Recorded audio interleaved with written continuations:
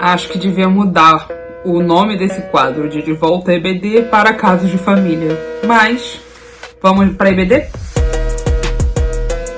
Tem um livro do Tolstói que se chama Anna Karenina e que começa dizendo que todas as famílias felizes se parecem e que cada família infeliz é infeliz à sua maneira. De alguma forma, essa poesia desse texto nos inspira aqui nessa incursão pelas famílias da Bíblia.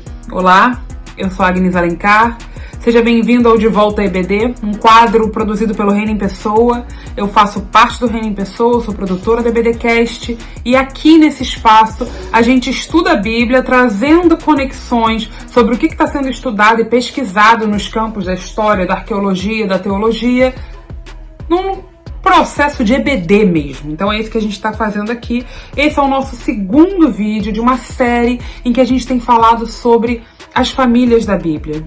Eu te convido, eu não tenho como pegar meu celular porque estou usando ele para gravar nesse momento, mas pega o seu celular, pega o seu computador e joga aí no Google, Família, Projeto de Deus. No meu Google apareceu inclusive umas propostas de perguntas, tipo, onde na Bíblia está escrito que família é um projeto de Deus?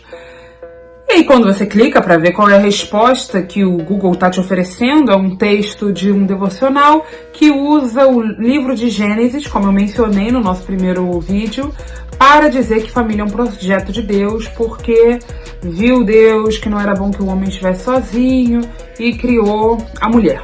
Narrativa de Gênesis 3. Muito bem. No último vídeo, a gente começou a conversar sobre esse conceito de família.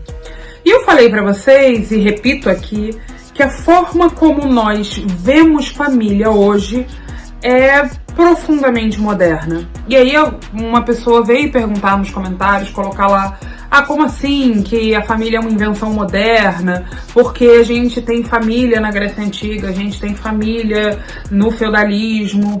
Ok. E eu não estou dizendo que não tem, mas essa palavra, ela não é qualquer palavra, ela é um conceito. E o conceito, o que ele é? Para te explicar mesmo, né? O conceito, ele tem história, ele é uma palavra com história. Significa dizer que a cada momento no tempo, uma mesma palavra pode ter sido usada, mas ela tem significados diferentes. Vou dar um exemplo. Se eu falar sobre amor, será que amor hoje é a mesma coisa que era na Idade Média? Será que uma princesa do século XVI, quando falava de amor, queria dizer a mesma coisa que eu quero dizer hoje no século XXI? Ou outra palavra, liberdade. Será que se eu uso essa palavra, liberdade, quer dizer a mesma coisa que Cecília Meirelles quando escreveu o Romanceiro da Inconfidência? Será que liberdade para mim, uma mulher latino-americana, quer dizer a mesma coisa que liberdade para um homem branco? Será que liberdade para mim, mulher latino-americana, quer dizer a mesma coisa que liberdade para uma mulher negra? Será que um homem branco, ao falar de liberdade, está falando da mesma coisa que um escravo quando estava falando sobre liberdade no século XVII, no século XVIII? Conceitos. Eles têm história. E o conceito de família, ele também tem uma história e ele é fruto de uma construção. Tudo o que você vê é construção. Inclusive a forma de ver. Inclusive a forma como nós olhamos para o mundo. Então, quando eu falo que família é um conceito moderno, o que eu estou dizendo é família como nós conhecemos hoje. Isso que você ouve dizer que é uma família tradicional, isso é uma invenção profundamente moderna e diria mais, é uma invenção do capitalismo, tá? Mas segura essa informação porque depois a gente volta nela mais pra frente, num webdoc a gente explora. Por enquanto, segura isso. Nós estamos conversando aqui sobre a dinastia de Abraão. Nós fizemos um primeiro vídeo em que a gente conversou um pouquinho sobre Ismael e Isaac e como é que era essa relação conflituosa entre Abraão, Agar, Sara, Isaac e Ismael. Essa família nada convencional do Primeiro Testamento e que a gente vai continuar explorando essa dinastia. Para explorar essa dinastia, a gente precisa adentrar nesse contexto histórico, e eu vou fazer isso aqui um pouquinho, mas vou deixar aqui citado, aqui do lado vai aparecer um vídeo da Juliana Cavalcante falando um pouco sobre essa história de Abraão e de Jacó, e vou deixar ele citado aqui na descrição, então depois você vai lá, dá uma olhada, vê o que você acha. E a gente vai fazer um pouco desse percurso contextual, um pouquinho a cada vídeo, tá? Por quê? Porque acho que é cansativo você ficar aqui falando pra sempre. E eu sei que vocês querem saber mesmo é do que barraco. E barraco tem uns montes aqui na história de Abraão. Daqui a pouquinho a gente vai pro caso de família de Abraão. Mas antes disso, a gente precisa pensar um pouco sobre essas histórias. No último vídeo, eu comentei com vocês sobre como a história de Abraão, ela lembra uma certa mitologia. E que o papel da mitologia é um papel pedagógico. A história de Abraão, ela tá aqui para nos ensinar algumas coisas. Isso não quer dizer que a história de Abraão aconteceu do jeito que está aqui. E é isso que eu quero começar dizendo para vocês. O texto bíblico, como eu mencionei também no primeiro vídeo, não tem nenhuma obrigação com a verdade histórica, tá? É sempre importante a gente lembrar disso. Verdade histórica, inclusive, é um conceito do século XIX, tá? Século XIX, XX. A verdade, como a gente opera com ela hoje, que uma coisa é necessariamente verdade e então existe outra que é mentira, a qual está se negando, ele não existe aqui no texto bíblico. O que existe são múltiplas tradições em movimento e, por vezes, em conflito também. Grande parte do Primeiro Testamento é escrito ou revisado no período pós-exílico. Ah, Gris, o que isso quer dizer? Bom, imagina aí uma linha do tempo. Você conhece um pouco disso se você já participou de algum EBD. Quando eu falei de exílio, deve ter vindo alguma coisa na sua cabeça. O povo de Israel passou por alguns exílios ao longo da narrativa bíblica, que é uma forma de contar essa história, tá? Então a gente sabe, por exemplo, do período que passou no Egito, e a gente sabe, por exemplo, do período em que foi exilado na Babilônia. E esses dois momentos, eles são fundantes para o povo de Israel. E no caso desse segundo exílio na Babilônia, ele gera um movimento revisionista da história. O que significa revisionista da história? Significa você olhar para trás e tentar redefinir ou redesenhar os sentidos da história naquele momento. Isso acontece o tempo inteiro, tá, gente? Quando a gente está fazendo história, aqui hoje, se eu for escrever um livro de história, eu vou estar olhando essa história a partir do meu presente, a partir do que é importante para mim agora. Então, por exemplo, quando eu fiz a minha dissertação de mestrado, eu citei notícias de jornal daquele ano, porque é importante que as pessoas saibam que eu estou partindo de uma questão do presente. E qual era o presente no período exílico, no período pós-exílico, logo após o exílio? Bom, nós temos um povo esfacelado, nós temos uma identidade nacional fragmentada, nós precisamos unificar esse povo. Quais são os projetos que nós vamos fazer para unificar esse povo? Vamos criar um culto único dentro do templo. Certo. Vamos centralizar a burocracia e a política dentro do palácio, ok? Você vai criando mecanismos, ferramentas para olhar para o seu presente e revisitar o passado. Basta você pensar quando você está numa terapia, conversando com a sua psicóloga, e ela te faz uma pergunta sobre o passado. E aí pode ser que seja um evento que você lembra já de muitas vezes, mas quando ela faz essa pergunta, você olha para ele com um novo olhar, que é o olhar do presente. Então as pessoas estão olhando para o passado a partir do presente. Por que eu estou contando isso para vocês? Porque nesse vídeo da Juliana Cavalcante, que eu já citei aqui, ela menciona de como esse mito de Abraão é um mito fundador da história de Israel. Em muitos sentidos, ele é um tanto quanto fabricado. E eu vou explicar por que ele é fabricado. Porque a gente está juntando, está costurando duas tradições de dois lugares diferentes de Israel, norte e sul. Enquanto uma parte dessas histórias fazia coro ali com o imaginário do sul, outra parte dessas histórias fazia coro com o imaginário do norte. Então a probabilidade dessas figuras existirem como verdade histórica, hoje em dia não temos nenhuma evidência. Não quer dizer que não possam ter existido, mas quer dizer que não temos evidência científica. O que isso esvazia o valor dessa história? Absolutamente nada, na minha opinião, tá?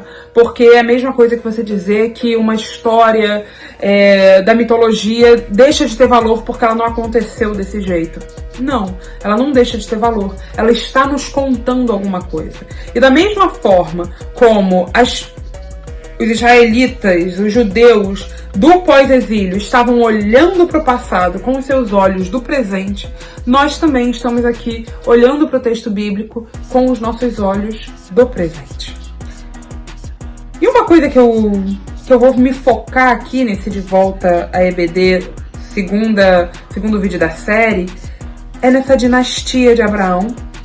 No próximo vídeo eu vou me dedicar um pouco mais a falar sobre a história de José, mas nesse vídeo eu vou falar de uma longa duração que a gente pode perceber nessa história e que de alguma forma se conecta com muito do que a gente tem visto nos últimos dias na mídia sobre relações familiares tóxicas.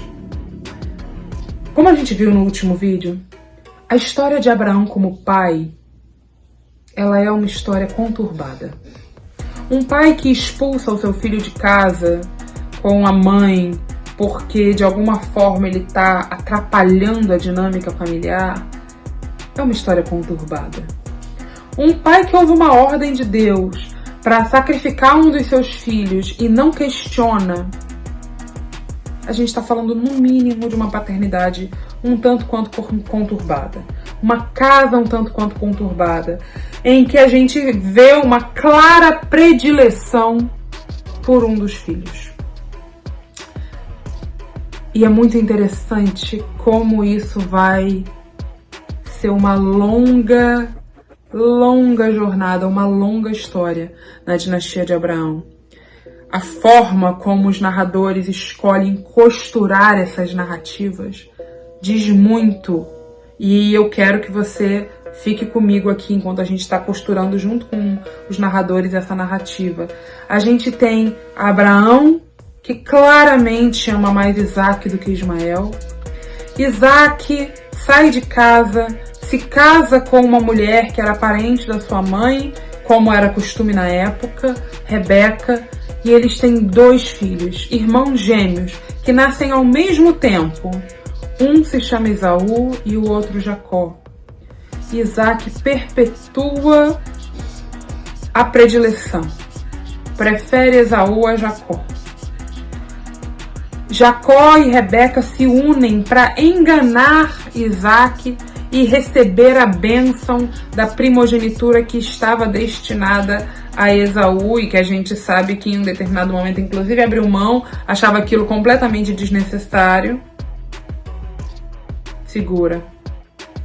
E aí a gente vai ver a história de Jacó, de como ele foge de Esaú, encontra Raquel, se apaixona por Raquel, se casa com Lia, porque ele é enganado pelo seu tio Labão. E na noite de núpcias ele se deita com Lia sem saber que ele tinha casado com Lia e não com Raquel. E aí Lia tem muitos filhos, Raquel não pode ter filhos. Raquel oferece a concubina para Jacó, Jacó se deita com a concubina, tem um filho, e aí Lia faz a mesma coisa até o momento em que Raquel engravida.